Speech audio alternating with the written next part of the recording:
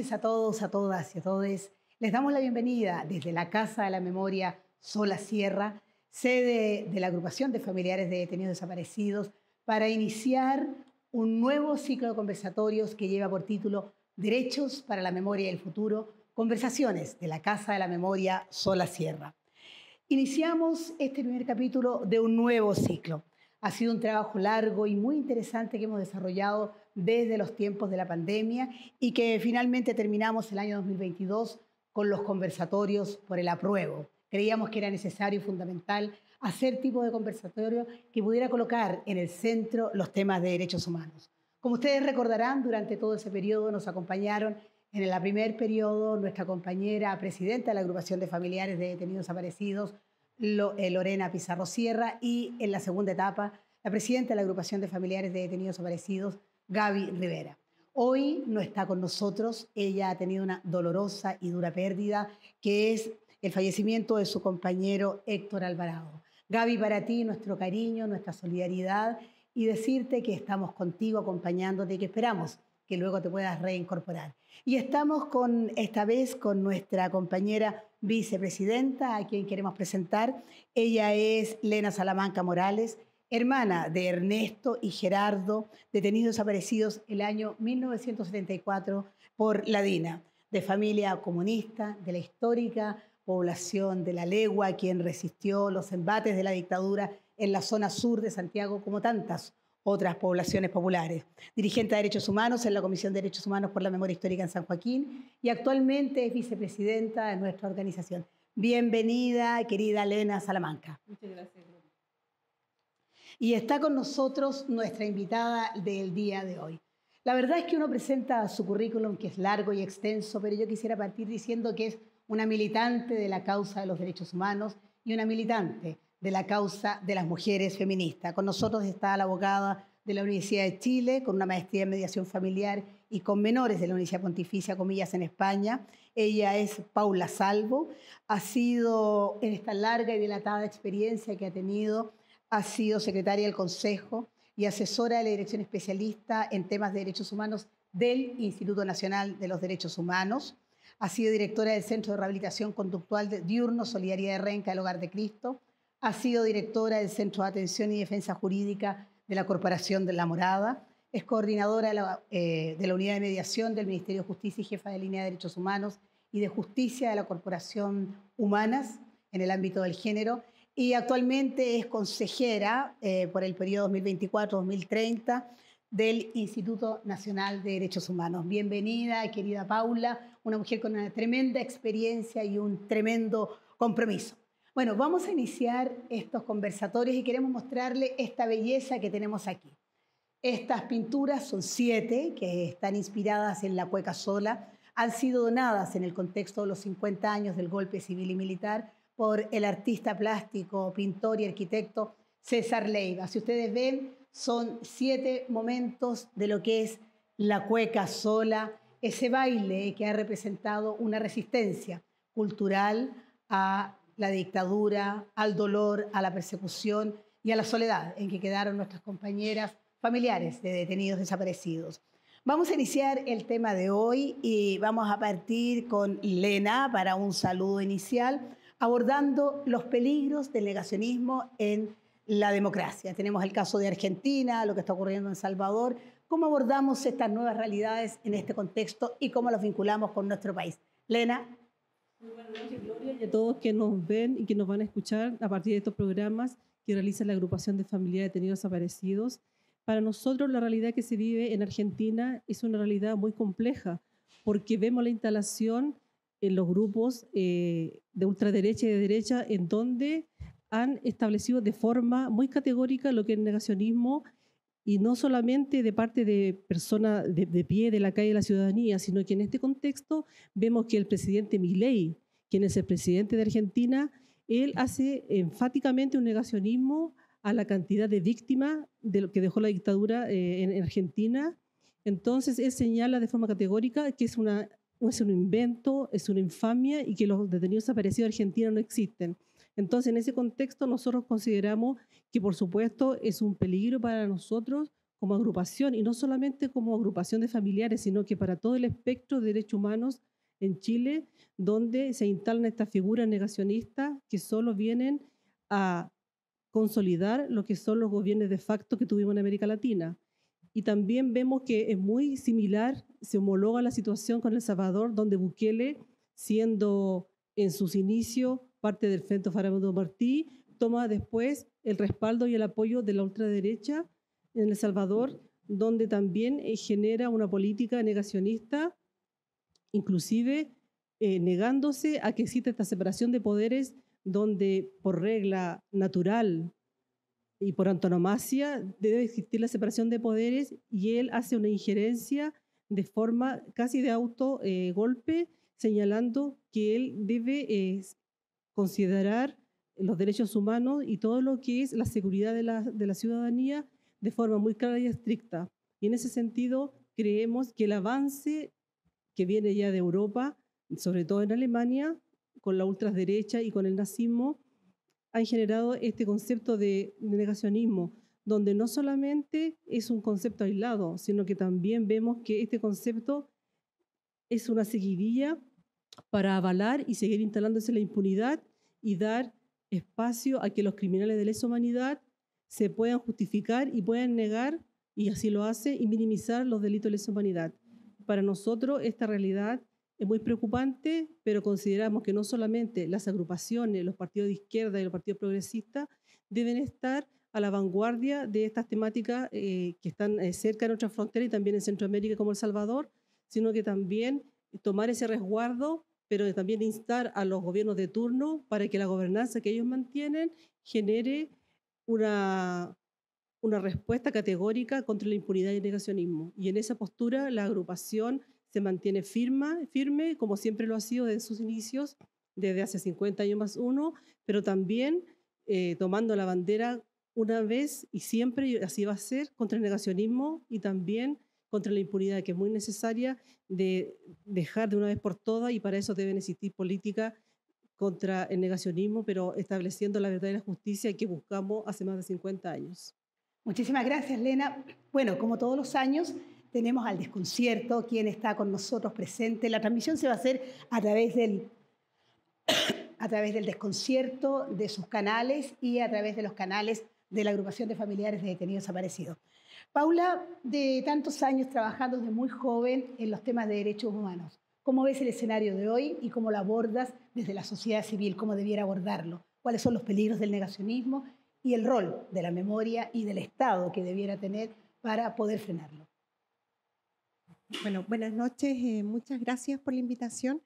Para mí es un orgullo estar en esta casa, es un orgullo estar en un espacio en el que estuvo Sola Sierra y también poder compartir con Lena Salamanca, de verdad, y con Gloria, porque de alguna manera esta casa, lo que hay detrás es la representación de lo que uno quisiera para la sociedad, es decir, no olvidar para no repetir y de alguna manera avanzar hacia un mundo donde los derechos humanos sean la base que organiza todas las relaciones, ya sea desde la institucionalidad, desde una cultura de derechos humanos, desde lo que está en la base de los derechos humanos, que es el principio de dignidad, el principio de la autonomía del ser humano, de respeto a las distintas creencias y sobre todo el principio de la igualdad y no discriminación.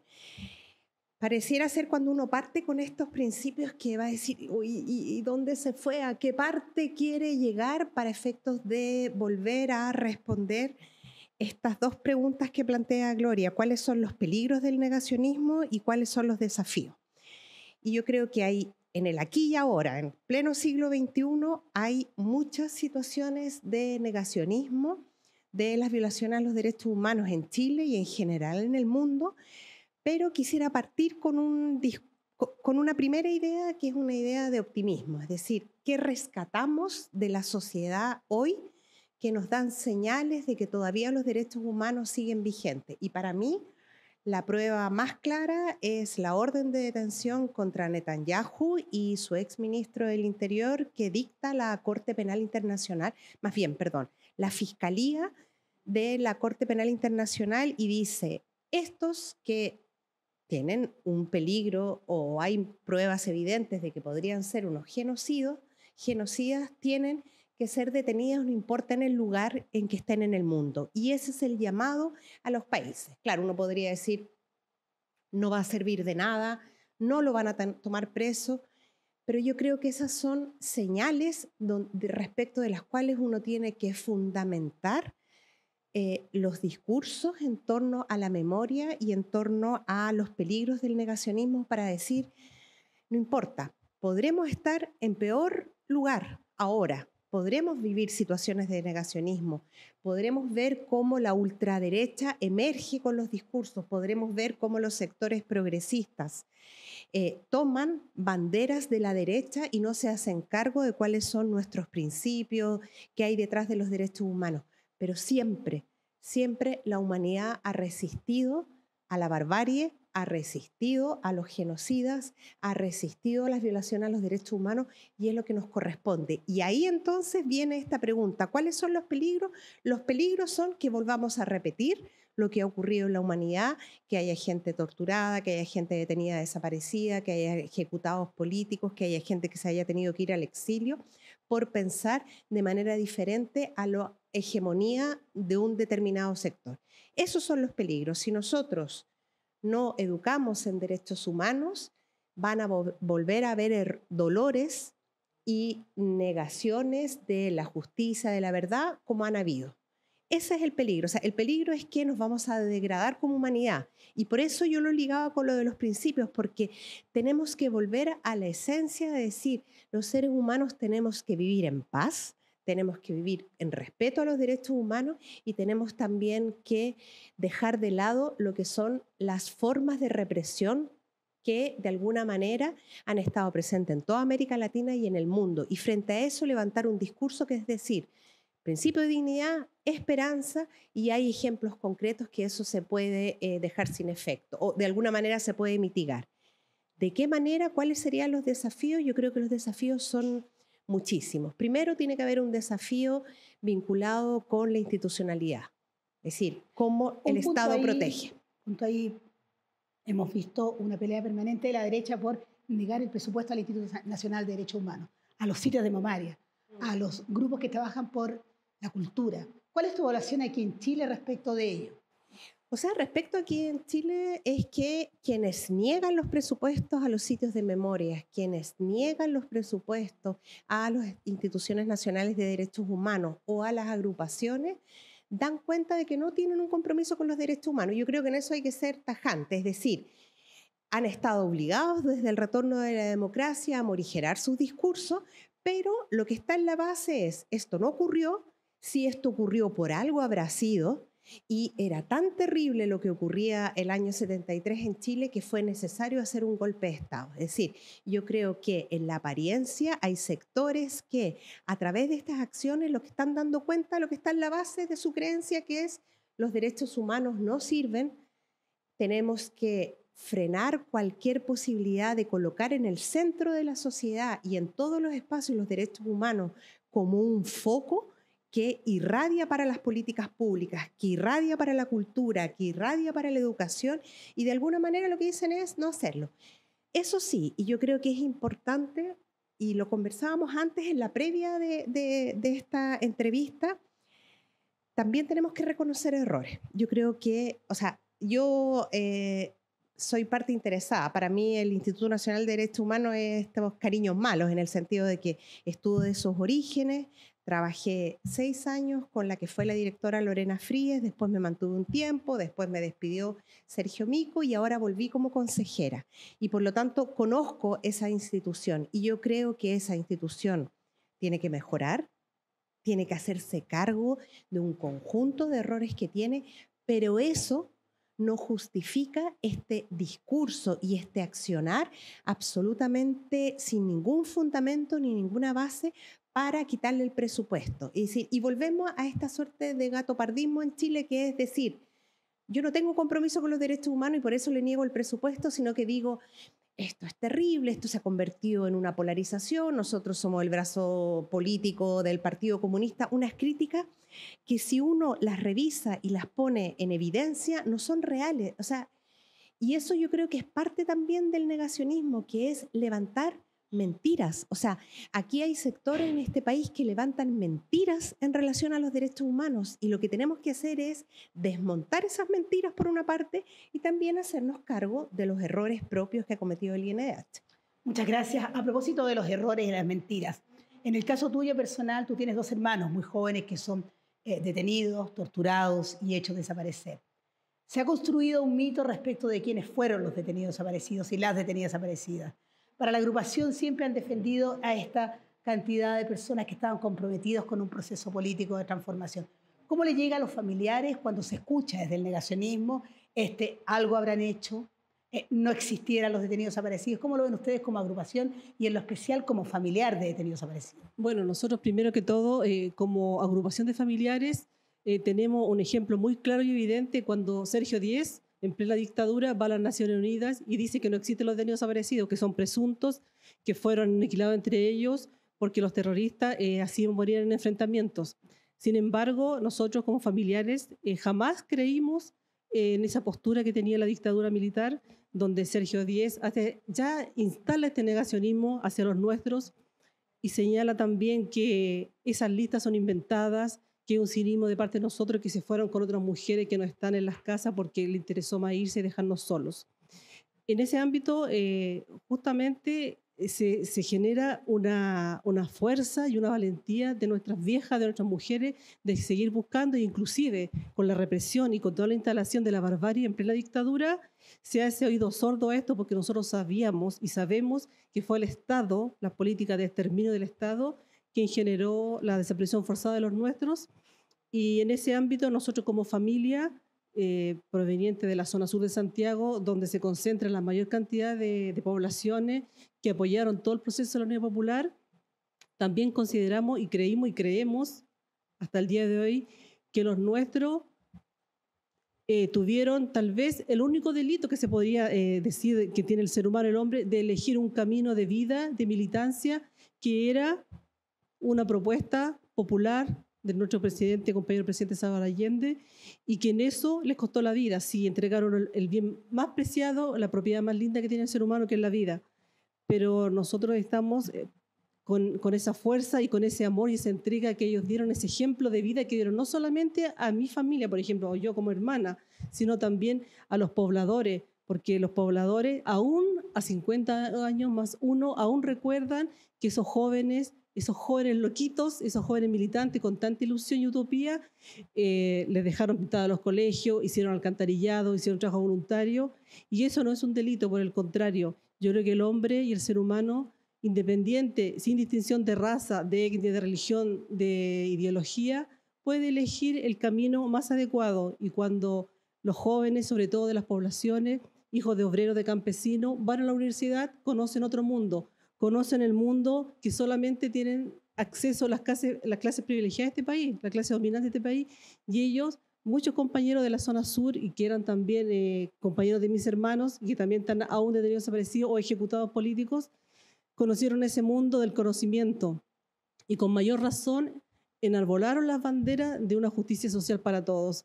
Y nosotros creemos que es el mejor ejemplo que nos dejan ellos, porque nosotros no podemos olvidar, nosotros no podemos permitir que no tenemos un derecho a la verdad, porque el derecho a la verdad es un derecho humano y que nos corresponde no solamente como familia de mis 2 hermanos, sino también nos corresponde a todos quienes hemos sufrido la prisión política, el exterminio, la barbarie, porque se nos ha negado una verdad. Siempre tuvimos una justicia a medias, porque todas las mesas de verdad, a partir de los 90 hacia adelante, han sido mesas en la medida de lo posible, donde la justicia no ha llegado, en donde tenemos una impunidad que se pasea como lobby por los pasillos del Parlamento, en donde la ultraderecha enarbola banderas negacionistas y muy demócratas cuando vienen las elecciones, y señalando siempre que los derechos humanos esos son de sectores ultrones, son de sectores del Partido Comunista, que solamente buscan llegar a una paz social que gracias al general Pinochet se pudo construir de buena manera y nosotros jamás vamos a creer eso y creemos que el camino de verdad y justicia, de garantía y no repetición, es el camino correcto, porque los nuestros elaboraron una bandera muy importante que era un proyecto transformador de nuestro país, de los niños, mujeres y ancianos, en donde vemos hoy que el derecho a la vivienda, el derecho a la salud, al agua, aún siguen pendientes, donde tenemos un pacto social, un proceso constituyente que al final nos llegó a buen puerto, porque al final la derecha mantiene en este país todos los medios de comunicación, entonces el acceso que tiene la gente común y corriente a estos medios, al final genera un convencimiento tan grande que la gente cree que es el camino, el que le muestra la derecha y la ultraderecha en estos momentos. Y tomando como ejemplo a mis hermanos, creo que no solamente mis hermanos, sino que todos los compañeros y compañeras que hoy se encuentran en la calidad de detenidos desaparecidos, donde se le aplicó primero el secuestro, la desaparición, fueron torturados, asesinados, inhumados, exhumados sus cuerpos, lanzados al mar, a la pampa, ellos merecen la dignidad de saber dónde están y merecen también que la autoridad, los gobiernos de turno, con la gobernanza que tiene hoy el país y sobre todo el gobierno actual de Boris, que nos diga dónde están y nosotros no vamos a cejar en eso, aunque en eso se nos vaya la vida. Gracias, gracias, Elena. Estamos con nuestro programa Derechos para la Memoria y el Futuro, conversatorios desde la Casa de la Memoria Sola Sierra, a través del desconcierto y las redes de nuestra organización, la Agrupación de Familiares de Detenidos Desaparecidos. Paula Salvo, todos estos años militante de los derechos humanos, ¿cómo ves el futuro? Estamos en un contexto de democracia, no la democracia que obviamente quisiéramos, por la cual además mucha gente entregó su vida, muchos y muchas lucharon. ¿Cuáles son esos desafíos para esta democracia y cuánto ves tú posible que se pueda avanzar?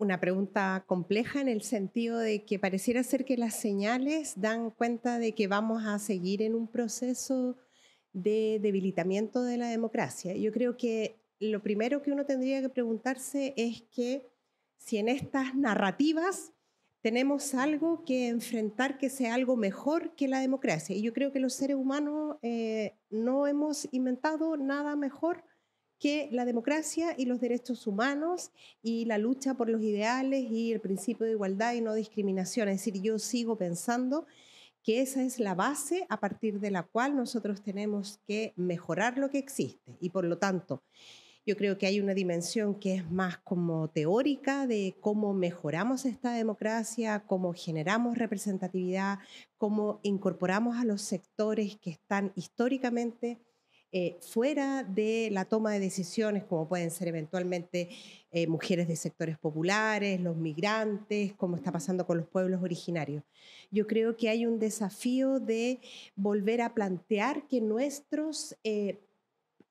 lo que de alguna manera eran estos sueños de estos jóvenes y de estas mujeres que son detenidos desaparecidos, que en el año 70 planteaban reformas estructurales a este país, eso sigue pendiente. Eso todavía en este país sigue pendiente. Y en ese contexto yo creo que no dar cabida a nivel personal ni al individualismo y a entender que el trabajo comunitario es lo único que nos va a permitir contrarrestar estas narrativas tan individualistas, tan de que luchar por cambiar las condiciones es algo que no corresponde. Yo creo que eso es un elemento. Un segundo elemento dice relación con la educación. O sea, absolutamente necesario que tanto a nivel formal, informal y también en los espacios comunitarios nosotros podamos levantar que la democracia y los derechos humanos y enseñarle a niños y niñas es el modelo que nosotros tenemos que seguir. Porque si eso, frente al autoritarismo, frente a la barbarie del ser humano, frente a la desaparición forzada, frente a la tortura, señalar, hablar. Todavía, yo quiero poner un ejemplo muy particular, yo entre mis aficiones decidí hace 2 años estudiar para profesora de historia. Me ha tocado hacer la práctica profesional en un liceo de sectores altísimos y en un liceo industrial acá en la comuna de Santiago. Y si bien está incorporado en el currículum el tema de los derechos humanos, resulta tan académico, tan docto, que no le hace sentido a los niños y a las niñas. Y si nosotros no entendemos que tenemos que formar y tenemos que preparar a niños y niñas en la democracia y en los derechos humanos, lo que estamos haciendo es que jóvenes dentro de 5 o 10 años van a ser neonazis, van a pensar que el fascismo es la mejor solución, que los políticos son todos unos corruptos, que las instituciones no sirven para nada, que yo no tengo que compartir mi capitalización individual o mis ahorros para que los mayores se puedan jubilar. Es decir, todos los valores que corresponden a los sectores progresistas tienen que ser incorporados en la educación y en las narrativas y en nuestro trabajo cotidiano. Y creo que hay un tercer desafío, es que si nosotros damos cabida a la corrupción y si damos cabida también a los grupos organizados de crimen organizado, de narcotráfico, si no nos metemos con la modificación de las fuerzas de orden y seguridad, si no hacemos reformas estructurales al Estado, el Estado cada vez va a ser más lejano a la ciudadanía. La gente no confía, hay una crisis de legitimidad que es caldo de cultivo. Entonces, ¿qué hacer? Yo creo que educar, reformar, hablar, hacer trabajo comunitario. Educar, reformar, hablar, hacer trabajo comunitario, que ha sido parte del trabajo que durante muchos años ha realizado la agrupación de familiares de detenidos desaparecidos. Una reflexión respecto del trabajo testimonial que ustedes han hecho a través del conjunto folclórico de la agrupación de familiares de detenidos desaparecidos, a través de conversatorios, a través de ir a las escuelas a conversar con los jóvenes para contar la historia de quiénes fueron los nuestros y las nuestras. Sí, la agrupación desde sus inicios parte, lo primero que todo hace, bueno, con las denuncias, los tribunales buscando regimientos, recorriendo el norte, el sur, buscando a los nuestros, pero sin embargo, lo que también es un emblema muy importante, una bandera muy linda de búsqueda de lucha y de denuncia, las arpilleras, porque en los tiempos crudos de la dictadura, donde no había para comer, también fueron un elemento muy importante para las compañeras y para nosotras que la hacíamos conjunto a nuestras madres y nuestras abuelas, para poder tener un sustento y para parar la olla, como se dice en el buen chileno. Porque las arpilleras llegaban de forma, se puede decir, muy infiltrada a Europa, porque la gente la quería conocer, porque en Europa los compañeros que estaban en el exilio sabían el trabajo que hacía la agrupación y llegaba la arpillera a Europa y ahí llegaba un aporte a las familias, sobre todo a las familias donde los compañeros estaban detenidos, desaparecidos, estaban presos en esos momentos, estaban en la clandestinidad para resguardar sus vidas, y las compañeras, las madres, nuestras abuelas, nuestras tías estaban solas y no podían tampoco salir a trabajar porque tenían, las familias antiguamente eran muy numerosas también. Entonces estaban también en las listas negras y muchas compañeras que eran profesionales inclusive no podían trabajar como profesora, como médico, los arquitectos, etc.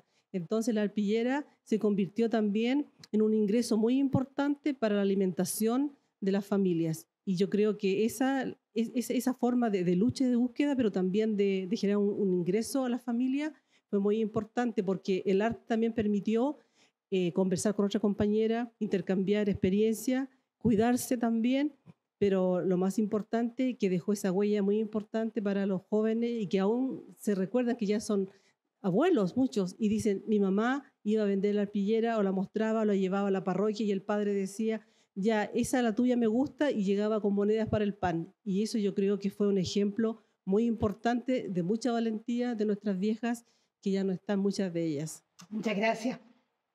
Recién Lena hablaba de una huella que quedó en el tema de las arpilleras. Efectivamente la memoria es una huella, ¿no?, que hay que retomar para poder mirar el futuro. El rol de la memoria que tú le asignas para este cambio fundamental de una cultura de derechos humanos.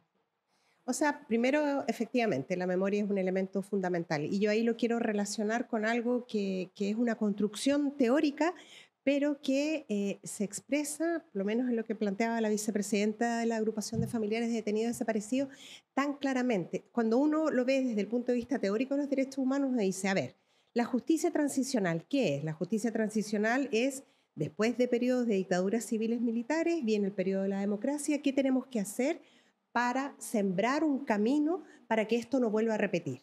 Eso es conceptualmente la justicia transicional y tiene 4 elementos que son la verdad, el derecho de los familiares y de la ciudadanía de saber qué ocurrió con los nuestros y con las nuestras, un elemento de justicia quienes cometieron crímenes de lesa humanidad, genocidio, quienes torturaron, quienes hicieron desaparecer, tienen que ser sancionados, tiene que haber reparación, que es el tercer elemento, las víctimas, los familiares, los hijos, las hijas, los sobrinos, los nietos, las nietas, las parejas, los compañeros, las compañeras tienen derecho a reparar, a que el Estado les repare por el daño, porque tal como planteaba Elena, fue el Estado quien hizo desaparecer a sus familiares.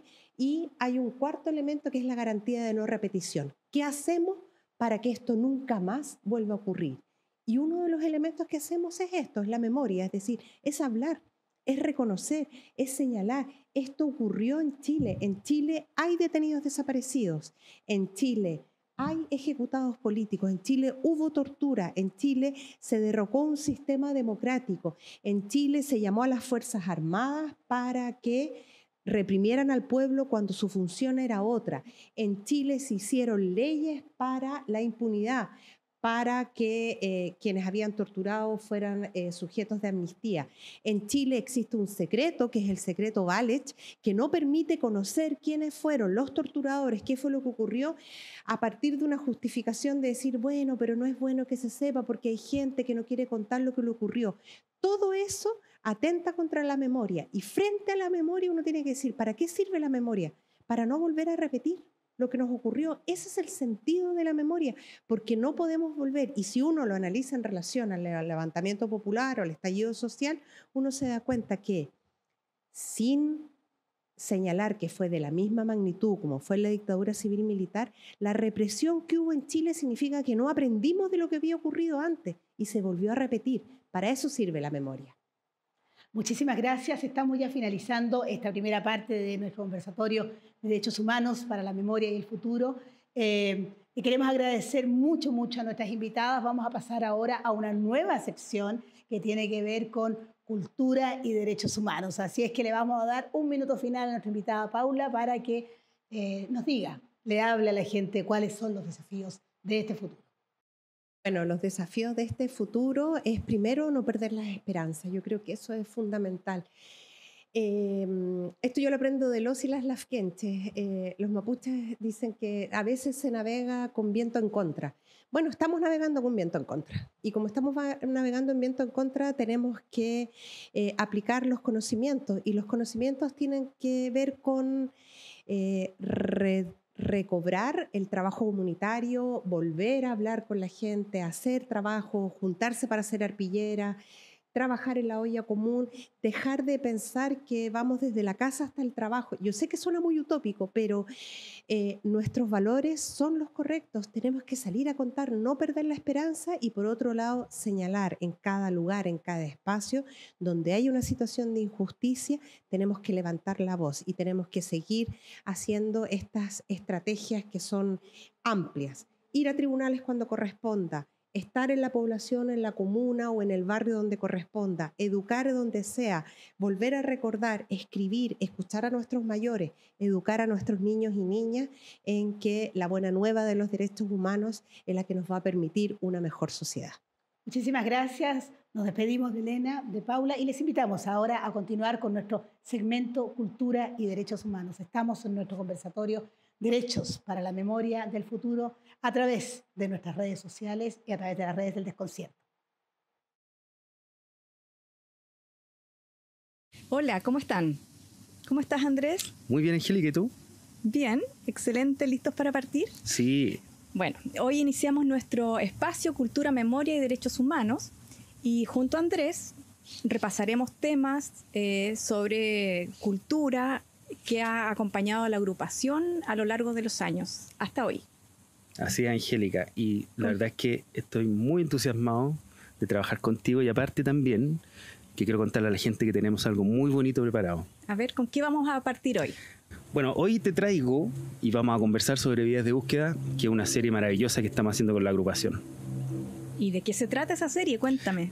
Bueno, Serie de Búsqueda es una serie que habla sobre cómo los familiares de detenidos desaparecidos buscaron a su desaparecido, valga la redundancia, pero también cuenta la historia de la agrupación. Entonces esta serie transita por diferentes periodos históricos, ya partiendo desde la Unidad Popular, entendiendo de que los familiares que fueron desaparecidos son personas que eran partidarias de la Unidad Popular. Y luego llegamos al golpe de Estado, contamos la historia un poco del gobierno de la Unidad Popular también, llegamos al golpe de Estado y desde ahí empezamos a darnos cuenta de todas estas desapariciones. Y estas desapariciones aquí quisimos contar esta historia desde la vivencia, en parte ficción, pero basada en esta historia real. Y nos encontramos con unas historias muy dolorosas, ¿ya? Pero que también quisimos nosotros abordarla desde una mirada mucho más actualizada, pero también buscando esa empatía que necesitamos para que la gente entienda lo que un familiar detenido desaparecido ha vivido todo este tiempo. ¿Cómo hacen para abordar un tema que es tan sensible, que es tan fuerte, en el fondo? ¿Cómo hacen para abordarlo, para transmitir esta información en un tiempo tan corto? Porque son pequeñas cápsulas, ¿no? Sí. Mira, es difícil, fue un trabajo bien difícil. Me tocó hacer los guiones y escribir los textos de estas cápsulas. Y la verdad es que me ayudó mucho las historias que yo he escuchado dentro de la agrupación. Un poco de mi historia personal. Yo no tengo ningún familiar detenido desaparecido, por lo tanto me obligó un poco como a meterme en esta historia. Y claro, como decía antes, todas las historias son muy dolorosas, pero para poder escribirla yo creo que me metí un poco en el personaje de un familiar y como de tratar de entender cómo ellos vivieron el día a día, ¿ya? Y me di cuenta de que desde el dolor lograron ellos pasar a la fuerza, a la lucha en sí. Este dolor a ellos lo hace como revivir a ellos mismos. Y desde esa mirada lo que quisimos hacer fue un poco darle ciertos colores, ciertos matices a la historia, pasándolas de una mirada mucho más lúdica, para que la gente también entienda esto, ¿ya? Porque las historias son muy oscuras, pero nosotros le quisimos dar un poquito más de luz. Ya, entonces entiendo que tú eres el guionista. Así es. Ya, ¿y quiénes más participaron en esta creación? Bueno, Camila Alemani, que ella es una ilustradora que vive en Brasil. Ella hizo todo el arte. Ella ocupó una técnica mixta, que hizo ilustraciones, y aparte también hizo este collage que es muy dinámico. También participó Gloria Kenny, que hizo los relatos, grabó todos los relatos de las cápsulas, y también Andrés Galvez, que hizo la edición y el montaje. Así es que el producto está pero muy bonito, está muy, muy sensible. Así es que esperamos que, como a las compañeras de la agrupación les gustó el trabajo, también les guste a la gente que lo pueda ver. ¿Y cuándo lo vamos a poder ver? Esa es la pregunta. Esa es la mejor noticia. Cuéntame. Que yo les puedo traer, porque esta serie, Vidas de Búsqueda, se estrena mañana, lunes 6, a través de las redes de la agrupación de familias detenidos desaparecidos y a través del Desconcierto. Así que estamos muy bien. Maravilloso. Entonces, mañana, imperdible, a través de las redes de la agrupación y de Desconcierto, podrán ver estas maravillosas cápsulas. Nos vemos la próxima semana con otro tema tan interesante como este.